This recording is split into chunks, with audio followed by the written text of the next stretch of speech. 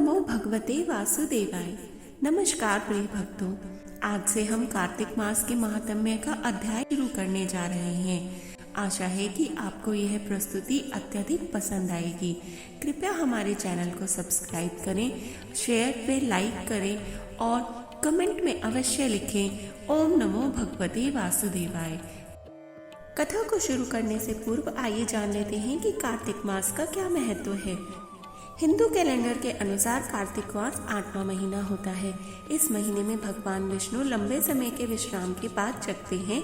इसी वजह से कार्तिक मास को धार्मिक दृष्टि से अति महत्वपूर्ण माना जाता है। धार्मिक मान्यता है कि इस मास में भगवान विष्णु और भगवान श्री कृष्ण की उपासना करने से जातक को सभी तरह के संकटों से छुटकारा मिलता है, साथ ही सुख समृद्धि में वृद्धि होती है। आइए अब यह भी जान लेते हैं कि कब से कब तक है कार्तिक और नहाने के क्या नियम हैं, क्या नहीं करना चाहिए इस महीने में। सुबह के नहान के लिए क्या समय सबसे शुभ रहता है। पंचांग के अनुसार कार्तिक माह की शुरुआत 18 अक्टूबर से होगी, वहीं इसका समापन अगले महीने यानी 15 नवंबर को होगा। इस मास में रोजाना सूर्योदय से पहले उठकर पवित्र नदी में स्नान करना चाहिए।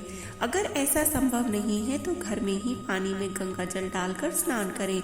स्नान करने के लिए 4:30 से लेकर 5:30 बजे तक का समय सबसे शुभ है। इसे कार्तिक स्नान भी कहा जाता है। मान्यता है कि ऐसा करने से जातक को पुण्य की प्राप्ति होती है। इसके अलावा इस मास में भजन कीर्तन, दीपदान और तुलसी के पौधे की पूजा अर्चना करना अति शुभ माना जाता है। कार्तिक मास में कई बड़े त्योहार जैसे कि करवा चौथ, दिवाली, भाई दूज, गोवर्धन पूजा समेत कई अन्य पर्व मनाए जाते हैं। कार्तिक मास में निभाए जाने वाले नियम। ऐसी मान्यता है कि कार्तिक महीने में श्री हरि जल में वास करते हैं।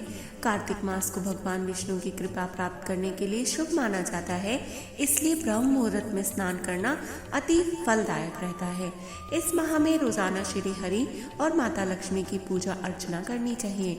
तुलसी के पौधे की उपासना जरूर से जरूर करनी चाहिए और सुबह एवं शाम को घी का दीपक जलाना चाहिए। इसके अलावा श्रद्धा अनुसार गरीब लोगों में गर्म कपड़े, अन्न और धन का दान करना फलदायी साबित होता है। प्रतिदिन विधि पूर्वक गीता का पाठ करने से और मंदिर, नदी, तीर्थ स्थान में दीपक जलाने से शुभ फल की प्राप्ति होती है। यह ना करें। कार्तिक के महीने में तामसिक चीजों के सेवन से बचना चाहिए। किसी से बातचीत के दौरान गलत शब्दों का प्रयोग नहीं करना चाहिए। तन और मन की स्वच्छता को बनाए रखना चाहिए और किसी भी पशु व पक्षी को भी नुकसान नहीं पहुंचाना चाहिए। मान्यताओं के अनुसार नरक चतुर्दशी के अलावा पूरे कार्तिक माह के दौरान शरीर में तेल नहीं लगाना चाहिए। कार्तिक महीने में वाद विवाद से बचना चाहिए और इसके साथ ही मन को संयम में रखकर और किसी की निंदा भी नहीं करनी चाहिए। यदि हो पाए तो पूरे माह बिस्तर का त्याग कर जमीन पर सोना चाहिए। इस महीने में मूली, कंद, गाजर, गराड़ू, शकरकंद खाना सेहत के लिए अच्छा होता है, जिससे व्यक्ति निरोगी रहता है। खाली पेट पानी के साथ तुलसी के कुछ पत्ते खाने से भी साल भर की बीमारियों से राहत रहती है। कार्तिक महीने के दौरान बैंगन, मट्ठा, करेला, दही, जीरा, फलियां और दो मुही दालें अर्थात जिनके दो बीज हैं जैसे कि चने की दाल, राजमा इत्यादि नहीं खाने चाहिए, क्योंकि इस माह से मौसम में बदलाव शुरू हो जाता है, ठंड बढ़ने लगती है। इन ठंडी चीजों को खाने से सेहत को भी नुकसान हो सकता है। आइए अब श्रवण करते हैं तुलसी माता की कथा की। कार्तिक माह में तुलसी जी की पूजा अर्चना विशेष फलदायी होती है। इस माह की शुक्ल पक्ष की एकादशी पर भगवान विष्णु के साथ में तुलसी जी का विवाह भी संपन्न कराया जाता है। भगवान विष्णु जी का शालिग्राम रूप में और माता तुलसी का पौधे के रूप में ही विवाह किया जाता है। कई लोग द्वादशी तिथि पर भी तुलसी विवाह करते हैं। तुलसी भगवान विष्णु को अति प्रिय है। तुलसी पत्र के बिना भगवान तो भोग भी स्वीकार नहीं करते। तो आइए बुढ़िया माई की कंधा देने वाली कथा श्रवण कर लेते हैं। एक समय कार्तिक महीने में सब महिलाएं तुलसी माता को सींचने जाती थीं। सब महिलाएं तो तुलसी सींच कर आ जाती, पर एक बुढ़िया माई तुलसी माँ को सींच कर कहती कि तुलसी माता सबकी दाता, मैं तेरा बिड़ला सींचूं, तू मेरा निस्तारा कर। तुलसी माता अड़वा दे, लड़वा दे, पीतांबर की धोती दे, मीठे मीठे ग्रास दे, बैकुंठ का वास दे, चटके की चाल दे, पटके की मोत दे, चंदन का काठ दे, झालर की झंकार दे, साईं का राज दे, दाल भात का जीवन दे, एकादशी का दिन दे और श्री कृष्ण का कांधा दे। इतनी बात सुनकर तुलसी माँ सोच में पड़ जाती। धीरे धीरे इस तरह कई दिन बीत जाने पर तुलसी माता सूखने लगी। तब एक बार भगवान श्री कृष्ण ने तुलसी माता से सूखने का और अपनी इस सोच का कारण पूछ लिया। इस पर तुलसी माता ने बताया कि एक बुढ़िया मेरे पास रोज आकर इतनी बात कहकर ऐसे कहकर चली जाती है।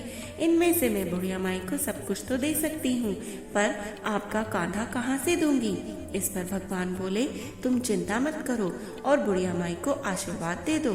तुलसी माँ ने वैसा ही किया। थोड़े दिनों बाद बुढ़िया माई मर गई। सब कोई उन्हें उठाने लगे, पर वह इतनी भारी हो गई कि वे किसी से भी ना उठ सकी। सब कोई कहने लगा कि पाप घाट की माला फेरती थी, फिर किस वजह से यह इतनी भारी हो गई।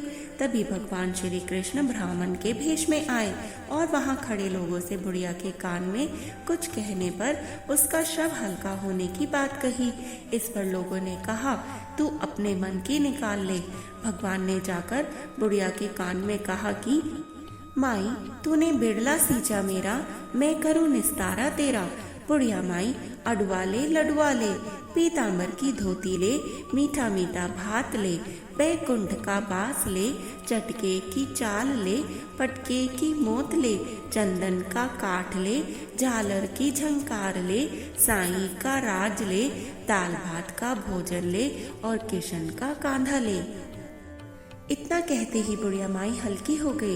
इसके बाद भगवान श्री कृष्ण ने खुद उसे अपना कंधा देकर उसे मुक्ति प्रदान की। कथा के अंत में कहा जाता है कि हे तुलसी माई, जैसे आपने उस बुढ़िया को मुक्ति दी, वैसे सबको देना, अंत काल में सबको आपका कंधा मिले। जय श्री कृष्ण। कार्तिक मास महात्म्य कथा अध्याय 4। नारद जी ने कहा, ऐसा कहकर भगवान विष्णु मछली का रूप धारण करके आकाश से जल में गिर गए। उस समय विंध्याचल पर्वत पर तप कर रहे महर्षि कश्यप अपनी अंजलि में जल लेकर खड़े थे। भगवान उनकी अंजलि में जा गिरे। महर्षि कश्यप ने दया करके उसे अपने कमंडल में रख लिया। मछली के थोड़ा बड़ा होने पर महर्षि कश्यप ने उसे कुएं में डाल दिया। जब वह मछली कुएं में भी न समा सकी तो उन्होंने उसे तालाब में डाल दिया। जब वह तालाब में भी न आ सकी तो उन्होंने उसे समुद्र में डाल दिया। वह मछली वहां भी बढ़ने लगी। फिर मत्स्य रूपी भगवान विष्णु ने इस शंखासुर का वध किया और शंखासुर को हाथ में लेकर बद्रीवन में आ गए। वहां उन्होंने संपूर्ण ऋषियों को बुलाकर इस प्रकार आदेश दिया, मुनीश्वरों, तुम जल के भीतर बिखरे हुए वेद मंत्रों की खोज करो और जितनी जल्दी हो सके उन्हें सागर के जल से बाहर निकाल लाओ। तब तक मैं देवताओं के साथ प्रयाग में ठहरता हूँ। तब उन तपोबल संपन्न महर्षियों ने यज्ञ और बीजों सहित संपूर्ण वेद मंत्रों का उद्धार किया। उनमें से जितने मंत्र जिस ऋषि ने उपलब्ध किए, वही उन बीज मंत्रों का उस दिन से ऋषि माना जाने लगा। तदंतर सब ऋषि एकत्रित होकर प्रयाग में गए। वहां उन्होंने ब्रह्मा जी सहित भगवान विष्णु को उपलब्ध हुए सभी वेद मंत्र समर्पित कर दिए। सब वेदों को पाकर ब्रह्मा जी अत्यंत प्रसन्न हुए। उन्होंने देवताओं और ऋषियों के साथ प्रयाग में अश्वमेध यज्ञ किया। यज्ञ समाप्त होने पर सब देवताओं ने भगवान से निवेदन किया, देवादिदेव जगन्नाथ, इस स्थान पर ब्रह्मा जी ने खोए हुए वेदों को पुनः प्राप्त किया है और हमने भी यहाँ आपके प्रसाद से यज्ञ भाग पाए हैं। अतः यह स्थान पृथ्वी पर सबसे श्रेष्ठ, पुण्य की वृद्धि करने वाला एवं भोग तथा मोक्ष प्रदान करने वाला हो जाए। साथ ही यह समय भी महापुण्य में और ब्रह्मगाती आदि महापापियों की भी शुद्धि करने वाला हो तथा तय स्थान यहाँ दिए हुए दान को अक्षय बना देने वाला भी हो, यह वर दीजिए। भगवान विष्णु बोले, देवताओं, तुमने जो कुछ कहा है वह मुझे स्वीकार है। तुम्हारी संपूर्ण इच्छा पूर्ण हो। आज से यह स्थान ब्रह्म क्षेत्र के नाम से प्रसिद्ध होगा। सूर्यवंश में उत्पन्न राजा भागीरथ यहाँ गंगा को ले आएंगे और वह यहाँ सूर्य कन्या यमुना से मिलेगी। ब्रह्मा जी और तुम सब देवता मेरे साथ यहाँ निवास करो। आज से यह तीर्थ तीर्थराज के नाम से विख्यात होगा। तीर्थराज के दर्शन से तत्काल सब पाप नष्ट हो जाएंगे। जब सूर्य मकर राशि में स्थित होंगे उस समय यहाँ स्नान करने वाले मनुष्यों के सब पापों को यह तीर्थ नाश कर देगा।